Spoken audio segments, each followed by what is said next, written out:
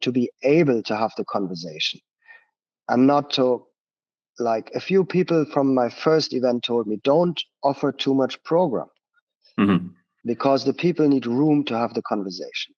Yep. So this is something I never forget, and I think it's still an approach we're trying to do.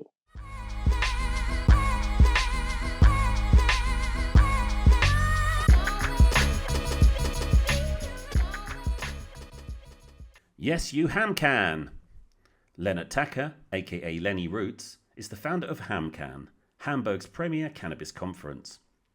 He gives us a sneak preview of what's coming up at this year's event, held on August 2nd and 3rd, and offers us a glimpse into life as Germany embraces cannabis legalization. Check, check. Hello, welcome to the Lobster Pot. I'm Dave Barton, and today, well, we're kind of basking in the glory of the post-election stuff here in the UK. Not quite sure what it means for the cannabis industry, but, you know, we've got the Tories out, so it can only get better, as they would say. But moving across the North Sea right now, we're not going to be talking about the UK, we're going to be talking about Germany, and we have special guest here, Lenny Roots, Lennart Tacke from HamCan. How you doing, Lenny? Good to see you, as always. Good to see you too. I'm doing fine. We're in the last month before our event, so lots of preparation, of course. Absolutely, absolutely. But tell us a little bit more about HamCan, because again, when did it start? You've been going for a few years now. Tell us a little bit about the history and how you kind of got involved. I don't have to ask you how you got involved with cannabis, because I can see you're sort of rolling something there anyway. So it's just having something in my hands because I'm on a podcast and I'm so nervous, Dave. Oh, I'm with you. I'm quite okay. We started 3 years ago. When we had a change of government in Germany, like roughly a year before that, and there was rumors of legalization. There was already medical laws in place, and it was kind of right after also the Corona lockdown ended, and everybody was in like a spring feeling, and let's go out there and get something done. And I was back in Germany after living overseas for a long time, and nobody was taking care of this whole topic in the north of Germany for over a decade. And nobody wanted to do something in public that we can do and have an open dialogue and discussion and do something against the stigma. So that was kind of my approach for the first year, to have something in the north of Germany, in the second largest city of Germany, that represents this community and that creates a space for open dialogue. Very, very cool. Where were you living before you came back? I was working in music, and I was based in Jamaica for like 13 years. Oh, wow. Traveled really extensively, spent the last 5 years or 6 years of my Jamaica time between Humboldt, California, and Jamaica, or somewhere on a tour bus, or somewhere with the artist I was working with. So very cool. That gave me a very interesting, extensive network around the world with people in reggae music, and that is always very close to the cannabis community. So it always tag along with these both communities. Absolutely. And I mean, it's cool. It's really interesting, again, to come back to Germany after having spent time in Jamaica and in the US and things like that, where I guess attitudes towards cannabis and legality is very different to how it was. Well, not how it is now, but I guess to maybe 3 years ago. But again, you said you felt there was an opportunity. Things were opening up in Germany post COVID and things like that. Less opportunity than for me, just a need for a conversation or a need for an event and a platform for this. So that's kind of my approach, and I've seen and contacted a lot of people worldwide. I've seen the change from, for example, medical to recreational in California. I've seen medical laws established in Jamaica. So we all know that a strong patient community is always on the forefront for any further steps towards fully self-controlled, control over what you can grow, what you're not, and have a more destigmatized situation in all these countries. Absolutely. And then And do you feel like in North Germany, again, because I know Germany is a very big country geographically, and you have lots of kind of different attitudes. I've been told that, you know, again, because Berlin is typically seen as a bit more left-leaning, a bit more countercultural, it's always, cannabis has always been a bit more kind of accepted there. Maybe in the south, somewhere like Munich in Bavaria, there's a very different attitude. How do you feel it is in the north of Germany, up in Hamburg? Hamburg is a very liberal and free music city where, let's say, the famous Beatles started their career there, or on all tour schedules normally of international acts, you most of the time when it comes to German shows, Hamburg has to be on the map. I think also the name out there in the world is there's Frankfurt, there's Berlin, there's Munich, there's Hamburg, there's Cologne, maybe, and there's a few other smaller ones that people know because of maybe famous sites and so on. But the south, yes, you're right, quite conservative. Hamburg is definitely has a culture of smoking and consuming for many years, and also is a trade city and a harbor city. So we have the business side to it, the trading side to it. We have the hemp as a commodity for trading from Middle Ages, I believe. So Hamburg is a hemp city, so to speak. Oh, that's really interesting. So I haven't thought of that, but again, it just kind of makes sense. But again, in terms of HamCan, so you say this is going to be, is this the third or fourth year you're coming into? It's the third year now. Mm-hmm. And how is it sort of progressed? I mean, in terms of, you know, kind of, I guess, people attending, is it kind of business, is it patients? Do you feel like this year is going to be more recreational focused? How is it kind of evolving? The first year it was really, you can see it was community and people who are interested to come out, who are really most of the time know about this topic already, just finally find a place to kind of connect with each other. Still very careful because a lot of people come from legacy market and not really just have patient status and focus on their therapy, or so there's a mix, is a mix, and it's always like in Germany we say you have to dance on 3 weddings at the same time. Okay. I like that expression. I don't know how you would do that, but I quite like the idea of it. Well, yeah, that's that's what we have to do. So there's HamCan B2B side, there's a conference, and then there's the open space, the expo for really open dialogue. And we try to create like a knowledge powerhouse rather than just an open B2C expo for everybody to just freely. Now it's legal, everybody do what you want. But it's interesting. Do you feel like, again, to have the sort of B2B side, to have the patient side and have the recreational side, that feels to me like the right balance, for because that's kind of representative of the industry as I see it, not just in the UK, but having been to a few international shows, that's very much how it seems to shape up. You've got a lot of B2B, you've got the kind of suppliers, you've got the kind of the agricultural side of things, you've got the ancillary products, you've got that side of things, the business side of things, and you've kind of got the patient advocacy, that side. And then you've kind of got, I guess, more so now in Germany, the kind of recreational side of things. So it feels like all of those weddings need to be danced upon, as you put it. The recreational sides will always do that because they do what they want to do. Right. And nobody, we don't, it's fine, happy to see, but that's also where, HamCan, when a lot of visitors on the B2C level expect to get back their money in free goods from the exhibitors and just giveaways and this, is not the main focus at HamCan. Like we try to have a conversation that is for everyone, and not just to sit there and smoke like you're in a park. So yeah, that's interesting. But and again, it's you were talking about your sort of background in sort of the music industry, and again, there's quite a heavy focus on that at HamCan as well. You've managed to incorporate your sort of passion for reggae and for sort of hip hop into the kind of programming as such.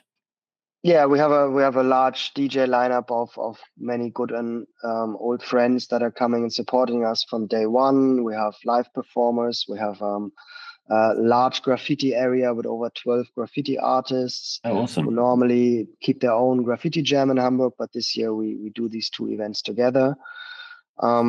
We have an interesting speaker talking about art, creativity, and how it relates to cannabis. Oh, cool. That's really interesting and fits in what we do and my background. And same time, not losing the focus on the patients who paved the way for us. It's also something we got to respect, and it's also something for the younger generation of people to come and say, well, come there, come with an open mind and listen to what the guys with the gray old beards have to tell you, but same time they want to listen to you too. We want to listen to the young guys, the people who don't not in this whole thing for 20 years, but we want to pick them up. We want to pick them up, keep it clean and keep it safe. Like we don't allow any synthetic cannabinoids. We don't allow the selling of mushrooms or any other stuff like that, because we don't need to, and we're not that big that we cannot curate by hand as a large event. Yeah. So we try to really keep the quality high for the visitor, try to keep it safe for the visitor. And to do all of this, you have to compromise on other levels. So some people don't want to understand and say, if this is not for you, then it's not for you. We have not a capacity of 40,000 as other events or 20. We're aiming for 500 to 1,000 people a day to really have a powers of knowledge and to be able to have the conversation. And not to, like, a few people from my first event told me, don't offer too much program. Because the people need room to have the conversation. Yep. So this is something I never forget, and I think it's still an approach we're trying to do. This is it. It's nice to have kind of good talks and informative stuff, but again, you've got to allow that room for people to kind of take away from it and actually go and have conversations, to actually go and enjoy smoking together and sitting down and saying, hey, that was quite an interesting point, what do you think? Or just to kind of connect in some way. And I think that's what I've seen the most enjoyable shows kind of do. They get that balance right. I think that's right. So even for live performance, they might do a short live performance, but they do their main performance later on in the night in the clubs. They're just teasing. DJs won't just make a loud performance, so we can't have a conversation. Everybody understands in the team what is happening there for the visitors, and I think everybody will have a good time. No, it certainly sounds like it. I'm certainly looking forward to it, because I'm going to be doing a panel on international patients, which would be really, really cool. So that's right. Super excited about that, and I can actually remember when it is. It's the 2nd and the 3rd of August happening. Do you remember, or do you know who's on stage with you? I know that there's going to be YT. There's going to be YT from the UK. There's going to be Stefan. Steph is the CEO of Lot 420, one of the best producers in the Canadian market that's supplying Germany. Awesome. So he's been having a patient community in Montreal that they've been growing for before they had their professional operations. So which is something you've been able to sign in and be part of as patients. So there's a very interesting story he's going to bring to us from Canada. That'd be cool. We have a lady from South Germany, Mila. She just recently started a seed collaboration and has her own seed out with a brand, and she's an advocate for medical cannabis, though, has a platform called the Canna Library. Okay. So she's really has an interesting knowledge platform in Germany. And we're going to have some members of our own HamCan patient forum from North Germany.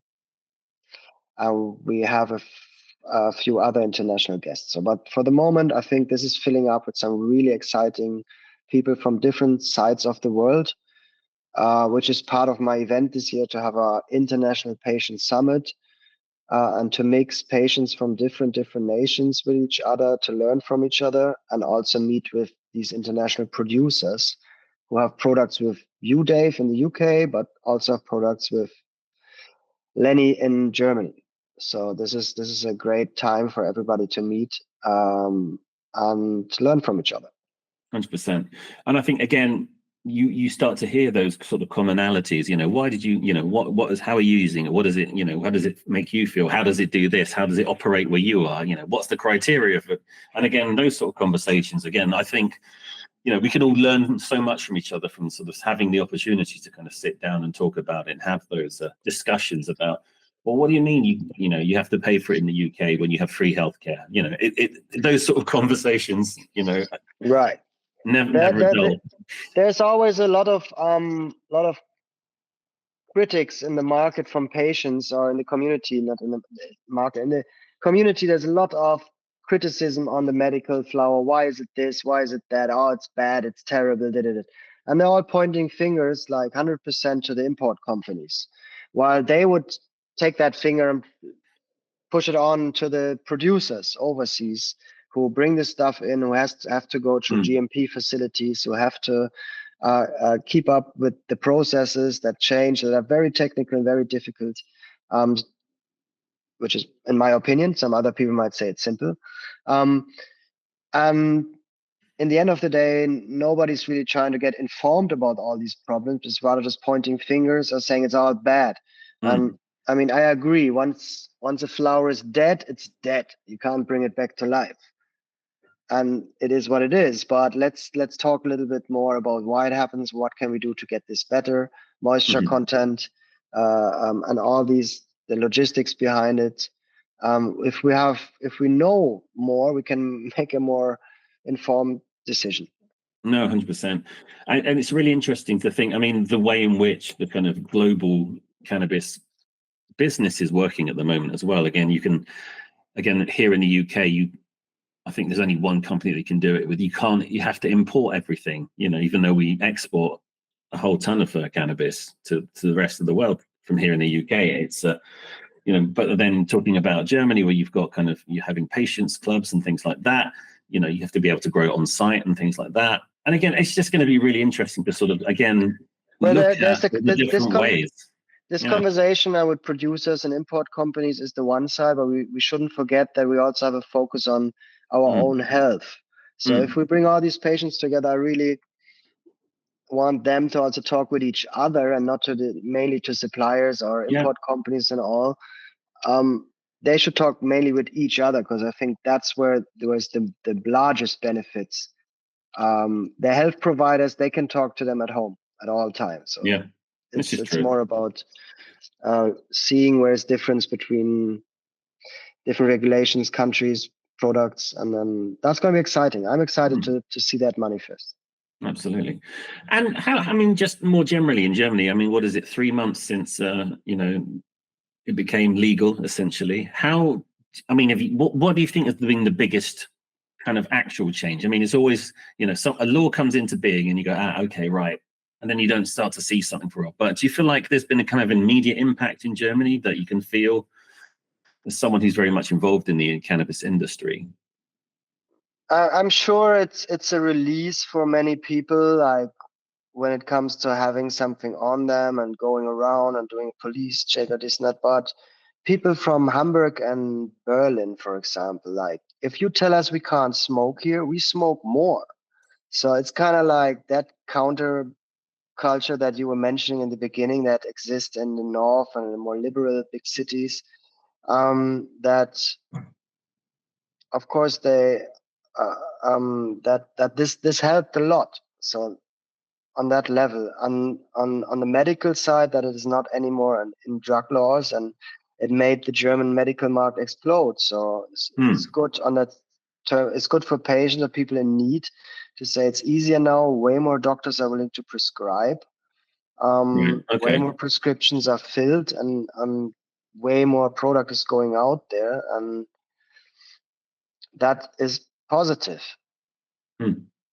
So, it's interesting. So again, you mentioned the medical market has kind of opened up a lot more. You feel like a lot more people are going, I've got this ailment, I'll actually go and see more about pharmacies, more pharmacies, more doctors, more patients are getting more campaigning right now for medical cannabis is going, which is, it's like not all campaigning is it's good campaigning.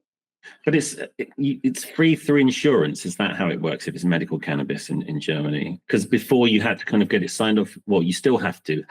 You still have to apply for medical insurance coverage, more or less sue them. So nothing has changed there.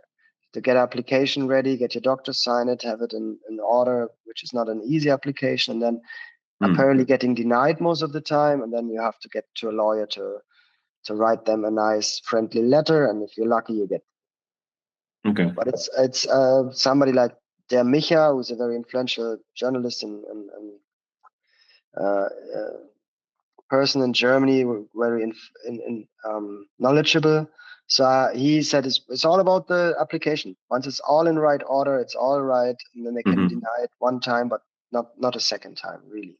And the age bracket of the person, if there's a bunch of people in their 20s now who more would be considered, if you split up this market now in rec users and severe medical users, then without any disrespect, there's a lot of young people who get medical weed who are really more recreational and should really think about an alternative therapy like sports and going to the park and getting some fresh air and exercise, and what I mean. So this about is having a kind of, balance. Everything's about balance, isn't it? Everything's a balance. So we have these people who are definitely not patients, who are just rec users trying to protect themselves from the law, maybe, or some, which are all legit reasons to me, but just saying that. Yeah, no, it's interesting. So again, you feel like there's going to be a sort of more, are you anticipating bigger numbers this year based on the fact that there has been this change in the law in Germany, or do you feel like you're still, we're doing more campaigning in our city this year. Like the last first 2 years, it was like really about getting the community to Hamburg, which was more like German-wide branding and putting us on the map. This year we're focusing heavy to do like in the subways or with poster campaigns and flyer campaigns at big festivals that are happening the whole July, to really just get the common Hamburg person who has no idea that even medical cannabis exists, or that they don't even have an idea that it might help them or a friend or a family member. And so this kind of more open, way more open for us to go out there.